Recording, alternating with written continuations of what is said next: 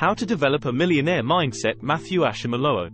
Hi, I'm Matthew Ashiomolowo. Welcome to the Wealth Masterclass, where we teach you to make, manage and multiply the money. I tell you, today's teaching is going to be exciting, eh? Matter of fact, I'm going to break it into series, so make sure you look out for part 1 and part 2, as many parts as it goes into, but I guarantee you it's gonna be a fantastic one at the Wealth Masterclass. Today, as well as in this series, my teaching is going to focus on how to develop a millionaire's mindset. A millionaire mindset, because look, let me leave you with this thought from the beginning. Whatever you become, particularly in the area of finance, has a lot to do with your mind and your mouth. Eminem. Your mind and your mouth. Well, let's do TNT. You think and you talk. You think and you talk. Your mind and your mouth. So many people do not realize that if you're going to be, it's up to you. If it's going to be, it's up to you. Your mind and your thinking have a lot to do with where you are now and where you will be in the subsequent years to come. So you've got to learn how to form a clear mental picture of what you want, because you can only transmit an idea you have let us imagine.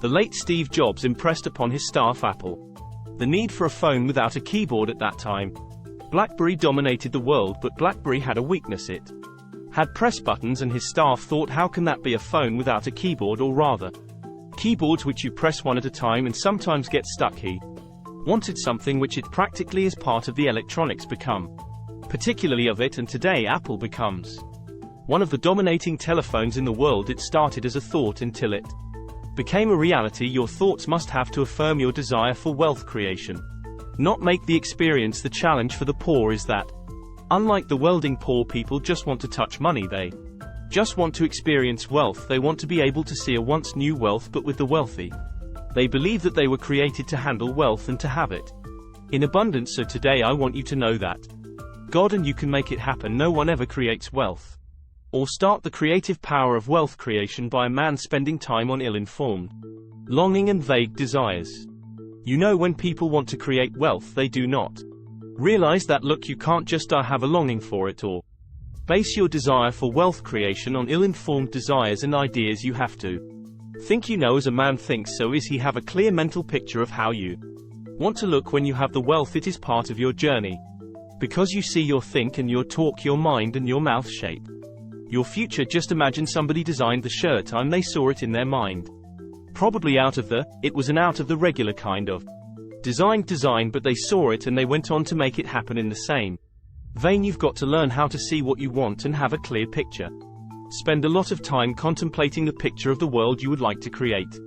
The more clear and definite the picture of wealth creation is, the more you can achieve it, because your desire then increases. You spend time thinking in a particular area and you find your mind oscillating around it. Let me give you a test. Have you noticed every time you thought, I would like to buy a Toyota on earth, you begin to notice Toyota Corollas everywhere? It's amazing. It was always there, but because your mind had not been taught to garner Toyota Corollas, and look, you missed it. But the moment you begin to look over Toyota Google and search for Toyota Corolla, the same thing with wealth creation. If it's in your mind and your mouth, you begin to see it, and you begin to see it, you begin to see it, you begin to say it. The more clear and definite the picture is, the more likely your life moves in that the direction. Your thought must be accompanied by an unwavering faith that the things are already yours. You just need to take possession of them and say that one day I'm going to create wealth, I'm going to handle it, it's going to happen.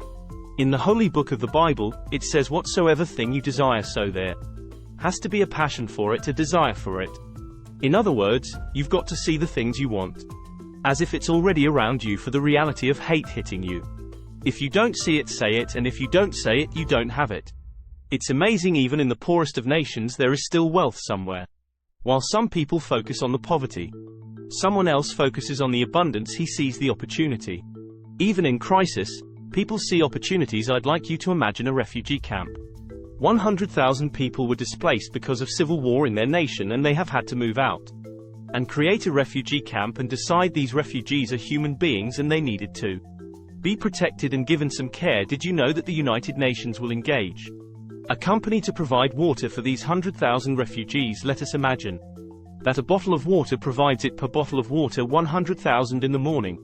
Did you know what that comes to? That is 50, that is our 50,000 in the morning, and $50,000 in the afternoon, and $50,000 in the evening. every day, and guess what? Do you know who pays for I and maybe saying hug? Because our nations are member states of the United Nations and have to make a yearly contribution. And the United States, I mean the United Nations, take the money to take care of this refugee situation. If refugees will eat, I'm not talking about having a company that will supply all the tents. I've not talked about the company that will supply all the blankets that these refugees will stay in. Do you see how one person sees a crisis, some other person sees opportunities in every nation? Matter of fact, I might just be slightly controversial here by saying the United Nations has a presence on the ground. Congo since 1961, because there has always been a refugee problem somewhere in that country, and whereas it is probably one of the wealthiest nations in the world, potentially because it has the largest Africa. So how do you see things around you? And it will begin to be that your mind walks towards it and your hand begins to go towards it. Dwell in the mental picture you see. Hold on to the mental ownership of what you see. If you see well and you say, I'm gonna be part of those whom this wealth will be theirs, then all the things we've been teaching at the Wealth, the Masterclass comes together, the principles of hard work and duty. Changing your mind and the way you think. Investment now begins to work because you see. Even if you were taught to invest in, your mindset has not changed. You will not, so you've got to learn to understand. But change your mind, change your mouth, things will change how you think. Change how you talk and things will begin to change. Then you've got to learn how to repeat the right thing, but repeated words are not enough. You hold the vision with an unshakable sense of purpose, and that vision becomes a reality. You must see it. You see, your perception produces your reception. If you can't perceive it, you can't conceive it. If you don't conceive it, you won't believe it. If you don't believe it, you want to receive it. Let me go through it again, it's a good alliteration for you. If you can't perceive, you can't conceive. If you don't conceive, you won't believe. If you don't believe, you won't receive. Well, let me do it slightly differently. If you can't perceive it, you can't believe. And if you don't believe, you want to conceive. And if you don't conceive, you won't receive. But if you can perceive it, then you begin to believe. And if you believe, then you begin to conceive it. You begin the womb of your ability to achieve everything around you. The television, phone, the iPad, or laptop from where you're watching me was once a perception that became a belief. The belief became a conception, and the conception became a reality. The power to create wealth starts with thinking and talking about it. You cannot spend your life, don't forget this, you can spend your life studying poverty when your desire is riches. Honestly, from now on, you observed your television, most movies, most mini martinis knock wealth, whereas the guys who produce these programs award hundreds of millions of dollars. But they help us perpetuate a lie. They make us have an attitude towards wealth. So no one ever got rich by studying poverty and thinking about poverty. No one ever increased and created wealth by studying poverty and thinking about poverty. So don't investigate or concern yourself with poverty. If anything, you can help people who are in a poor situation, but if you want to create wealth, you must start with this concept that the poor can't help poor. Help the poor. It is when you've created wealth that. Thank you for your time. Please subscribe to our channel to receive the second part of this powerful sermon.